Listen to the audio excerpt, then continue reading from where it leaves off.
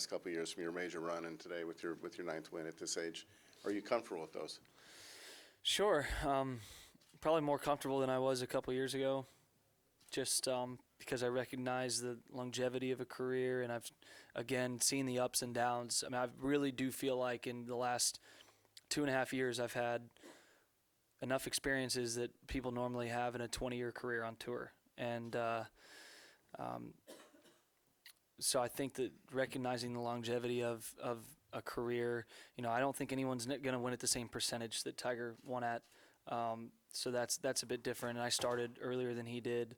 No, I don't think it's fair to necessarily compare to it. But at the same time, I'm not here to tell you guys how to do your job. So you don't tell me how to do mine. You just asked me about mine. So you guys can do whatever you want, but we're focused, and I think less of that than I have in the past, and it's an honor. It really is an honor. But getting to where you're the first guy, even including Tiger, to do something is maybe the next goal. But that might be pretty hard. Have you lost enough to have that many ups and downs? Well, I mean, I've had, yeah. I mean, I don't know if I've had enough losses to. I mean, if you're like comparing to. That long of a career, but I've had a couple tough losses. So I've at least felt inside, the ups and the downs to try and rebound from. So take that, scums. Is that what this was this What's week? that? No. Take that. No, I shouldn't have used that word, but I was a bit frustrated. That's a good word. Let's compare you then to you 2 years ago, 2015, until the further, you have a lot of big career ahead of you, but until further notice, that's the standard people are going to be looking at. How do you feel now versus how you felt in February in 2015, and do you feel a 2015 type year coming on, given the way you're playing? 2015 year takes a bit of luck. You got to be in the right position at the right time, have the right breaks. I feel like I'm in a position where I can get myself those chances. Whether it comes out with the same results, maybe not. But I don't think comparing to the 15 as being the standard is fair, because that would be comparing to someone who would win 45 majors and almost 100 events. So I don't think of that as the standard. I think of that as put ourselves in the right position and obviously try and capitalize each time, because we had a lot of fun that year. I had a lot of fun last year too. It was a great year. I'm not sure what my standard is yet. But I'm trying to improve each day. I'm trying to improve my ball striking, which was number one, and we've done that. And so maintaining that and continuing to keep it consistent with short game work can put us in enough positions to have the success like we did then. But right now, not sure what a standard is. I think it takes maybe a decade to figure that out. Dave? Yeah, Australian Open aside, you hadn't won a PGA Tour event since May, and I didn't know if that had weighed on your mind at all or bugged you at all. Or Thought about that on 18 today. I thought, when was the last time we were standing here in a PGA Tour event? And it was May, but I don't think I've played that many events since then. I've probably played a dozen. So, what is it? We have 9 in 100 starts. It's close to 10%, which is pretty cool. When you're going to, if that's the case, I should probably play 35 events a year to get those win numbers up. But no, I feel really good about where things are. Obviously wanted to close on one. You don't want to go too long, but hopefully, it leads to a bit of a waterfall effect, and we can at least be in the position enough. I'm not saying that I'll end up closing them, because, I was the guy that got hot this week that kind of ruined what would have been a good tournament. A lot of times you get a good tournament, guys are bunched, and someone's got to make the putts at the end. This wasn't one of those. I got hot enough the last 2 days to be able to cruise, kind of make it boring.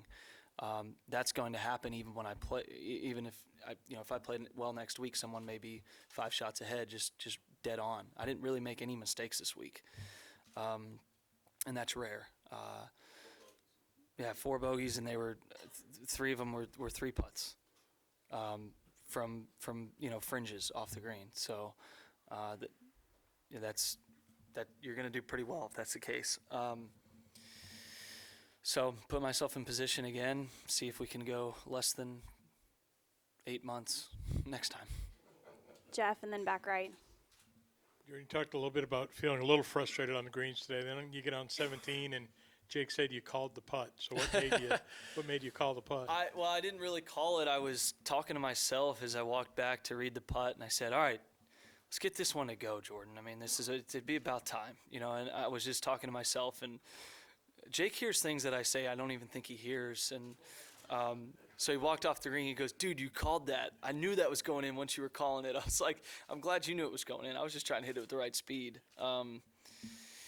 So I can't remember exactly what I said, but I was just, sometimes I'm just trying to pump myself up a little verbally and walk back and like, all right, come on, this is the one. This one's going in. It's about, you know, you're due, I think is something like what I said.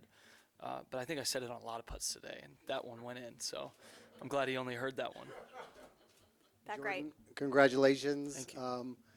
At your age, getting to this level, can you talk about a lot of the preparation behind the scenes that we don't see and the sacrifice that you have? Yeah, I work really hard. I do. I'm not here to tell people that. I'm just here to play. I don't play to. I'm not real busy on social media showing all the work. I just, you know, I enjoy doing it because I just enjoy getting better at the game, and I like being in the positions we're in today. As stressful as it can be, you know, that's the adrenaline rush that I crave. You know, that's my drug is the adrenaline today that I woke up, you know, a bit early and couldn't really go back to sleep, you know, and part of you doesn't enjoy that, but you enjoy having to have that, I guess, if that makes any sense. So, yeah, I mean, I go to the gym, try and get better in there, just mainly for injury prevention. I'm not trying to do too much, but trying to get stronger and get more flexible and maintain kind of where I'm at. And then I've been hitting a lot more balls lately, and it's shown up for me when I've been visualizing my shots coming in. I can look back to a lot of those shots I hit on the practice range. So there's a lot of really hardworking guys out here, and it's inspiring. And you have to continue to do that, or else you're not going to be able to. You may be able to have success in the short term, but over long term, you've got to put in the work. Right here.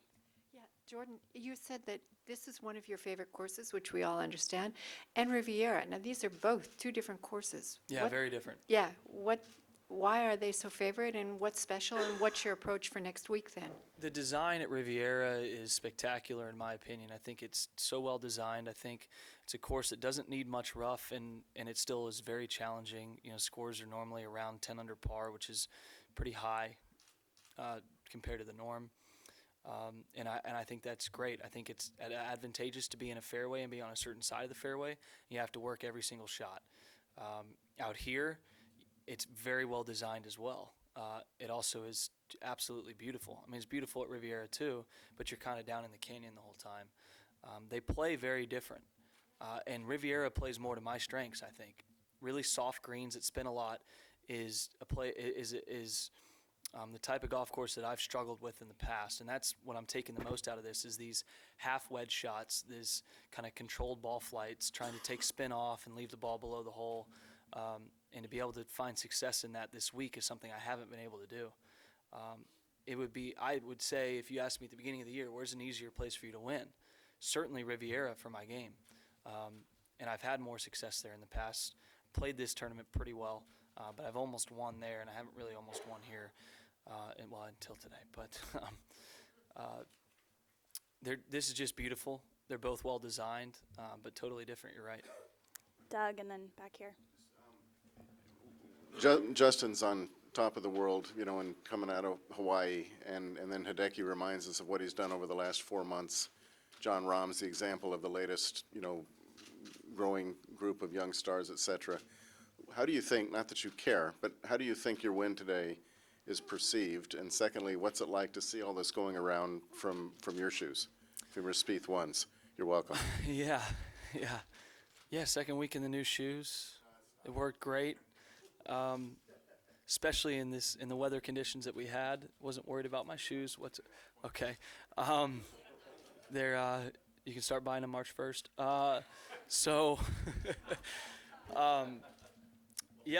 How's it going to be perceived? I'm not sure, and nor do I honestly really care. I don't mean that in a bad way towards anybody else.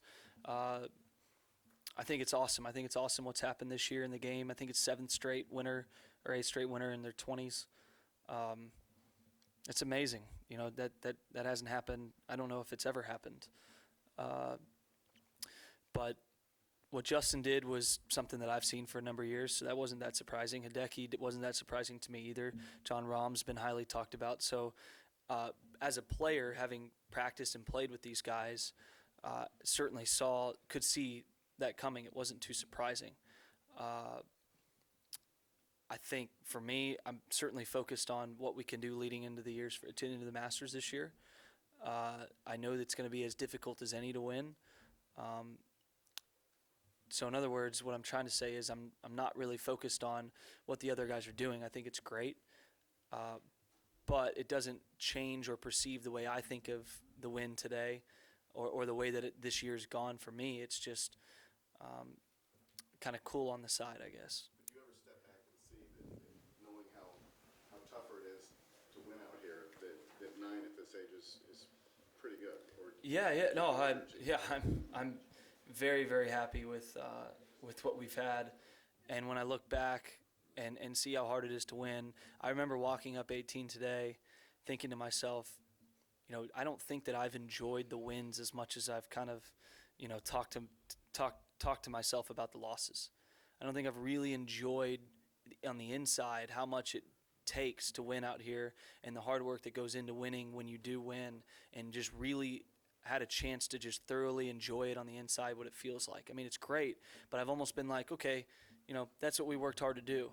And if I think about that, then I'm going to look back a number of years from now and think, you know, man, I wish I really enjoyed these wins more, because I mean, honestly, in the amount of weeks that you play golf to the amount of times you actually are on top, you know, they're very spread out. So I remember walking up 18, and there and Augusta were probably the two times I've walked up, and obviously being able to walk up knowing you're going to win is one thing, but I really, really enjoyed it today and soaked it in at the end on the green. I just remember I had visions of just giving myself fist pumps in there, just like, you know, this is awesome. This is really, really cool, because it is really tough to do. And, you know, obviously, when I'm playing next week and I have a pro-am tomorrow morning, doesn't exactly give me a lot of time to enjoy this win. But what I'm saying is, internally, looking back at the work I put in this week and in the last couple leading into it, I'm very much enjoying it. All right, last question. And Jordan, besides the nice paycheck, that trophy is unbelievable looking. It's very cool. And it's big, and it's shiny. Looks like the old, it looks like the old Bing Crosby, maybe ones that, I mean, they always had cool paint jobs and Right. designs. So yeah, it's unique. So It's you very have cool. 1 week left on the West Coast. So you put that in a box and ship it home? You sleep with it every night? I mean, No, what do you I do? think it's drinkable, so I'll probably take Oh, it with me. look at that. So